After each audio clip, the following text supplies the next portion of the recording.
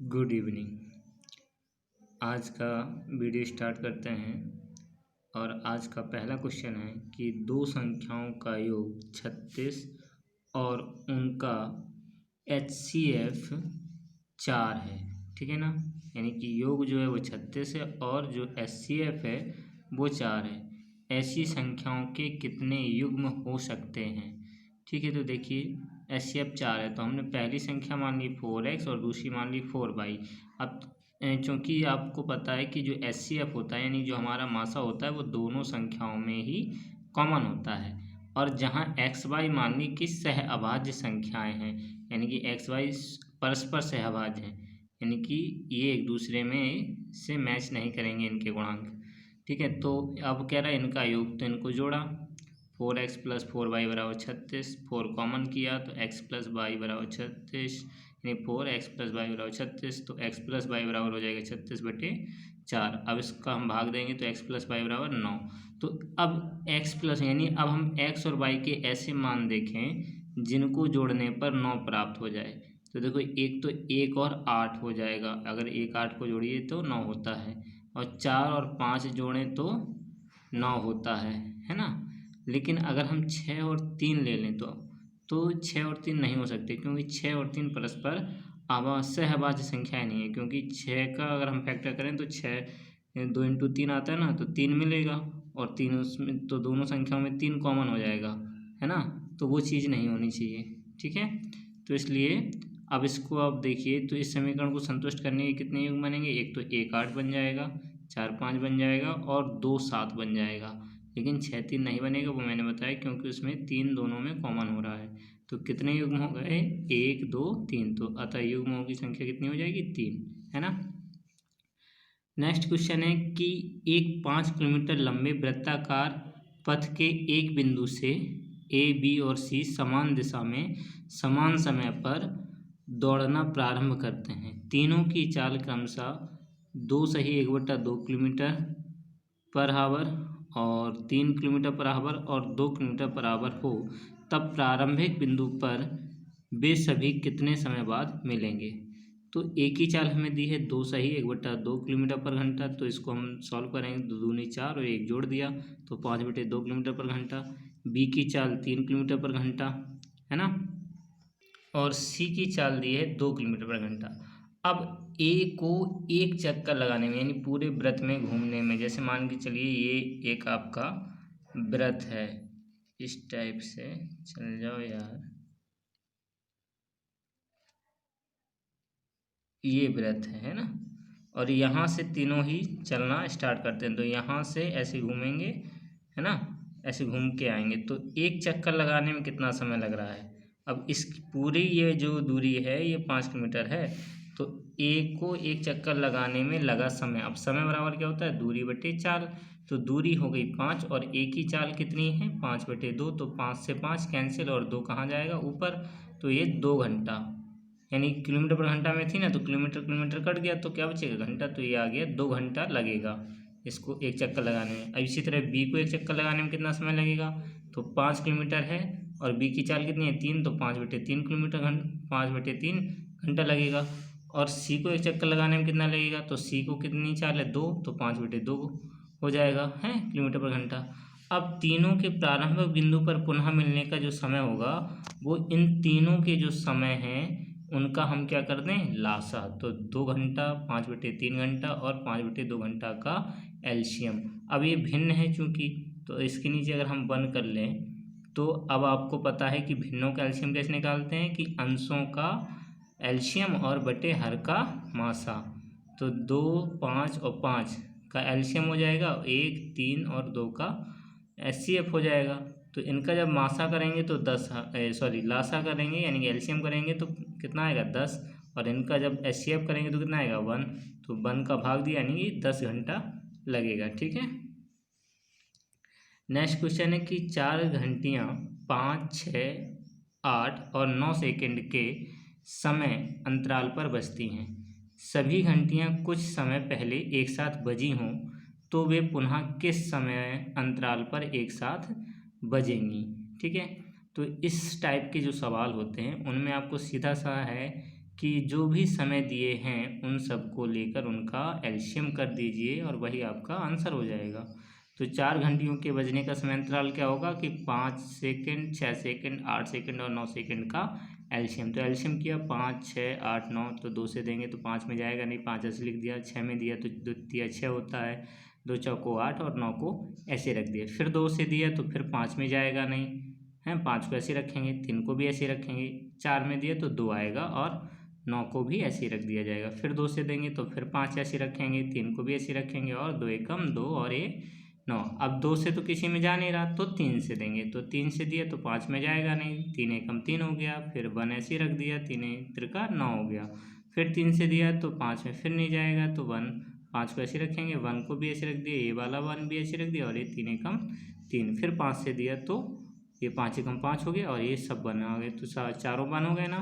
तो एलसीएम क्या होगा इन सब का मल्टीप्लाई, तो 2 into 2 into 2 into 3 into 3 into 5 multiply कर देंगे तो 360 सेकंड बनेगा। अब इस 360 सेकंड को मिनट बना दिया तो 60 का भाग दिया, क्योंकि 1 मिनट में 60 सेकंड होता है ना, इसलिए 60 का भाग दिया तो 6 बार जाएगा तो 6 मिनट आ जाएगा, यानी 6 मिनट के अंतराल पर पुनः घंटियाँ बजेंगी एक साथ। ठीक है। अगला क्वेश्चन है कि कोई संख्या 10,000 के निकट है, यानी 10,000 के पास है, और जो 3, 4, 5, 6, 7 और 8 से पूर्णतः विभाज्य है।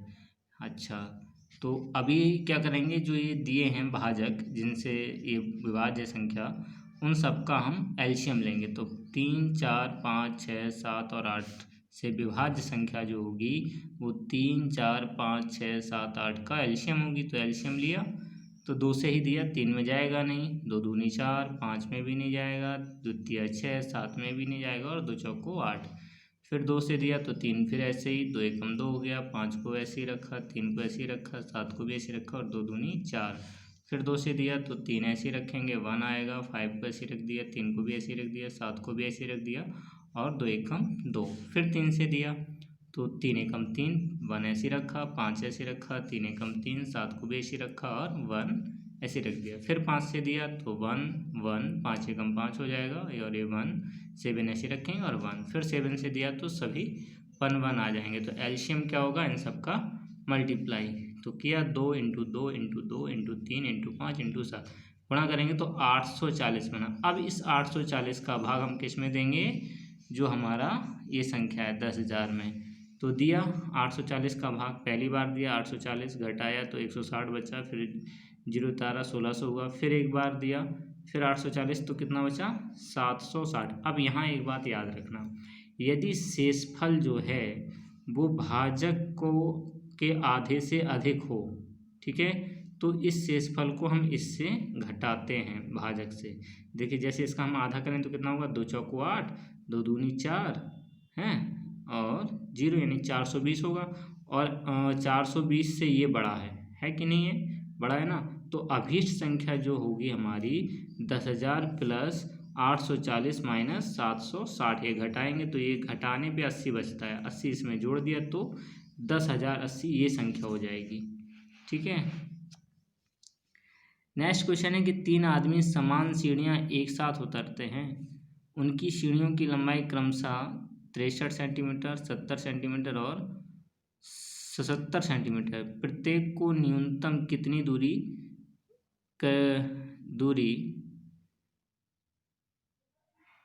तय करनी चाहिए, यहाँ पे दूरी तय आएगा, तय करनी चाहिए ताकि सभी सीढ़ियों से पूर्ण दूरी तय की जा सके, यानी कि जो भी लंबाई है वो पूरी की जा सके मिलाने। तो न्यूनतम दूरी के लिए क्या करेंगे, जो 63 सेंटीमीटर, 70 सेंटीमीटर और 77 सेंटीमीटर का एलसीएम ले लेंगे। तो 63 के हमने फैक्टर किए 3 इंटू 3 इंटू 7, 70 के किए तो 2 इंटू 5 इंटू 7, 77 के किए तो 7 इंटू 11। तो एलसीएम क्या हुआ, पहले ऐसे लिख देते हैं 3 इंटू 3 इंटू 7, दूसरे में जो नहीं लिखा तो 2 नहीं लिखा, 5 भी नहीं लिखा, 7 हो चुका है छोड़ दिया। तीसरे में देखा तो 7 हो चुका है, 11 नहीं हो तो 11 लिख दिया। इनका मल्टीप्लाई किया तो 6,930 सेंटीमीटर ये न्यूनतम दूरी हो जाएगी। ठीक है ना। अगला क्वेश्चन है कि कम से कम संख्या क्या है जो 15, 20, 36 और 48 से विभाजित होने पर प्रत्येक स्थिति में 3 शेष बचे, यानी वो संख्या बतानी है जिसमें अगर हम इन संख्याओं से भाग दें तो हमेशा 3 शेष आना चाहिए। तो इस टाइप के सवाल में क्या होता है कि जो ये संख्याएं दी हैं इन सबका आप लासा करें और जो भी लासा आए उसमें उस 3 को जोड़ दिया जाता है, ठीक है ना। तो 2 से हमने पहले भाग दिया, 15, 20, 36 और 48 का एलसीएम लेंगे तो 2 से दिया, 15 में जाएगा नहीं, 2 धाम 20 हो गया, 10 आ जाएगा, यहाँ 18 दूनी 36 हो गया और 24 दूनी 48 हो गया। फिर 2 से दिया तो 15 ऐसे ही, तो 5 10, 2 नम 18 और ये 12। फिर 2 से दिया तो 15, फिर ऐसे ही 5 भी ऐसे, 9 भी ऐसे और ये 2 छक 12। फिर 2 से दिया तो 15, 5, 9 और ये 3 आ जाएगा। फिर 3 से देंगे तो 3 5 15, 5 3 3 9 और 1। फिर 3 से दिया तो 5 5 और 1 हो जाएगा, ये भी 1 हो जाएगा। फिर 5 से दे देंगे तो चारों 1 आ जाएंगे। तो एलसीएम 2 × 2 × 2 × 2 × 3 × 3 × 5, यानी इन सब का मल्टीप्लाई, तो गुणा किया कितना आया 720। तो अभिष्ट संख्या क्या होगी 720 + 3, तो 723 हो जाएगी, ठीक है। नेक्स्ट क्वेश्चन है कि 25, 50 और 75 में से प्रत्येक द्वारा विभाज्य 43,582 के पास कौन सी संख्या होगी, यानी कि इन तीनों से विभाज्य संख्या जो हो वो इसके पास होनी चाहिए ना। तो क्या करेंगे, इन तीनों का पहले हम एलसीएम निकालेंगे। तो 25, 50 और 75 से विभाज्य संख्या होगा 25, 50 और 75 का एलसीएम। तो 25 के फैक्टर 5 × 5, 50 के 2 × 5 × 5 और 75 के 3 × 5 × 5। तो एलसीएम क्या होगा, पहला ऐसे ही 5 × 5, दूसरे में 2 उतार लिया, 5 तो हो गए दोनों, 3 उतार लिया, इसे 2 5 भी हो चुके हैं, गुणा किया तो 150 बना। अब इस 150 का भाग हम 43,582 में देंगे। तो भाग दिया, पहले 2 बार दिया तो 300 बना, घटाया तो कितना बचा ये 135। फिर अंक उतार लिया 8 का, फिर भाग दिया तो 9 बार जाएगा, है ना। तो 1350 घटाए 8 बचा, 8 अंक उतारा 2 का, भाग जाएगा नहीं, 0, तो कितना बचा 82। और देखिए 82 भी इसके आधे से बड़ा है, इसका आधा कितना होगा 75, 82 बड़ा है। तो अभिष्ट संख्या हमारी क्या होगी, अभिष्ट संख्या हो जाएगी 43,582 + 150 - 82। तो 43,582 + 68, ये जोड़ दिए इसमें तो कितना बना 43,650, ये आंसर होगा। अगला क्वेश्चन है कि सबसे छोटी वर्ग संख्या क्या है जो प्रत्येक संख्या 10, 16 और 24 से विभाज्य है, ठीक है। तो संख्या के लिए हम पहले संख्या निकालेंगे फिर वर्ग संख्या निकालेंगे। तो वर्ग संख्या क्या होगी, इनका एलसीएम 10, 16, 24 का एलसीएम। तो 10 के फैक्टर 2 × 5, 16 के किए तो 2 × 2 × 2 × तो 4 बार 2 आ जाएगा। 24 के किए तो 2 × 2 × 2 × 3। तो एलसीएम क्या होगा, पहला ऐसे ही लिख दिए, तो पहले क्रम से लिख दिया क्योंकि देखो 2 4 तो 2 है ना 4 बार, तो 2 को 4 बार लिख दिया हमने।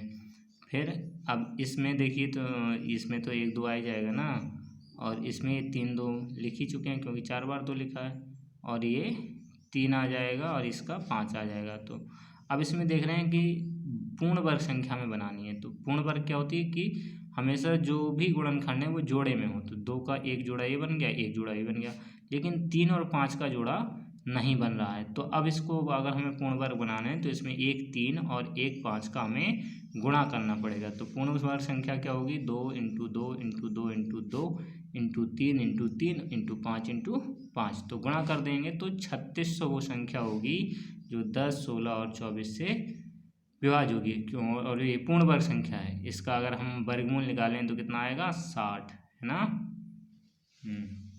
अगला क्वेश्चन है कि सबसे कम संख्या क्या है जिसे 3, 5, 6, 8, 10 और 12 से विभाजित करने पर 2 शेषफल प्राप्त होता है, लेकिन 13 से विभाजित करने पर कोई भी शेषफल प्राप्त नहीं होता है ना।